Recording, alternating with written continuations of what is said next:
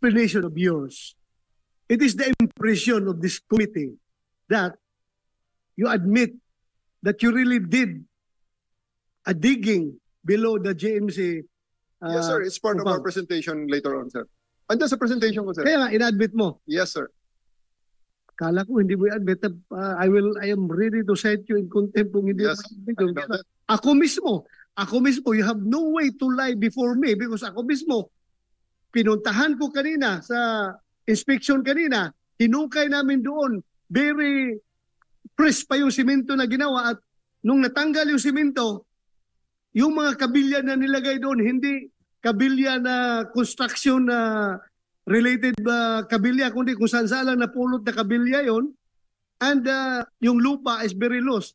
But then, that's immaterial anymore to discuss about that because you admit that you did the digging below that the basement of GMC Yes, sir. building. Yes, sir. I have Okay. I have lots of bosses who are class 87 and Okay. they can testify on the kind of destruction that Feast of Cadet First Class Bato de la Rosa, sir, can come to them if they violate the rules, sir. So I really will not dare to do that and lie to you. Yeah, be Thank you, sure, sir. just be sure because it pains me to cite you in contempt if I need to do that because you are the regional director of this particular police regional office of this region.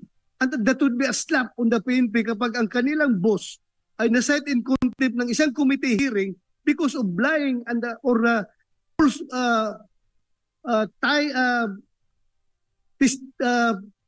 testifying falsely before the committee. Yes, sir. I hate to do that. Yes, sir. Please make sure that you don't lie to this It committee. will be part of the presentation, sir. And even the future diggings is included there, sir.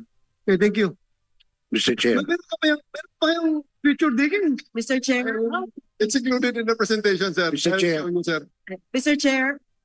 Mr. Chair. Mr. Chair. Sandali ha. Unahin ko muna si Jason sa nauna nag-kwan. Salamat po. Yeah. I just want to know from the chair whether the digging was in accordance with the law. I'd like to ask, therefore, the chair to ask the PNP whether they secured a digging permit because the structural integrity of the building, which carried preschool, kindergarten, elementary students, high school students, college students, postgraduate, nanganganib po ang buhay nila. Doon sa integrity ng gusali, kung ito ay magkakaroon ng konting pag-inog ng mundo. Ug sabi ni siya pa, ug mulinog taon, at sa mampunito ng mga batang gagmay, ngawa magit sila ibang kaagan, anang maong pangitabo. Where did they secure a permit from the building official of the city, Mr. Chair? General Torre, Sir, the question is, did you secure digging permit from the building officials of the city of Davao or any permit from DNR for that matter? Before No, you sir. do that? no, sir. No. No, sir. Okay. Sir. Mr. Thank Chair. you for that answer.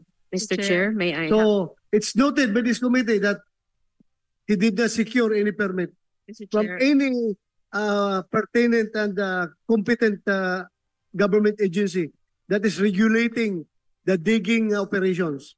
Mr. Chair. Go ahead, Attorney Fuentes. Thank you, sir. Sir, considering that he hired civilians, may we know the names of the civilians that he hired for the digging, sir?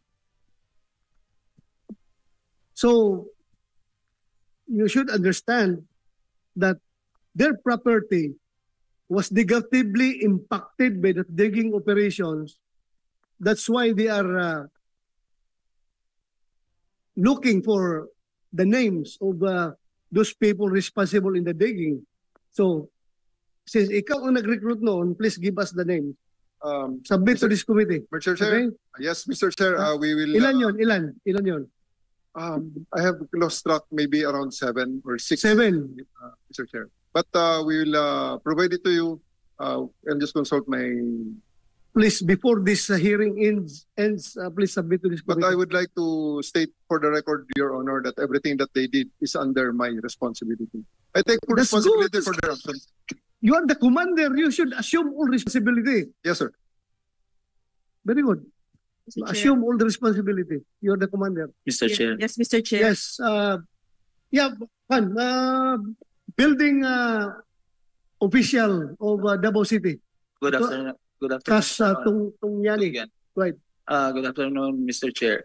May I ask General Torre if during the time of excavation and all of the construction activities done in the basement, was there a professional engineer architect supervising over the work being done?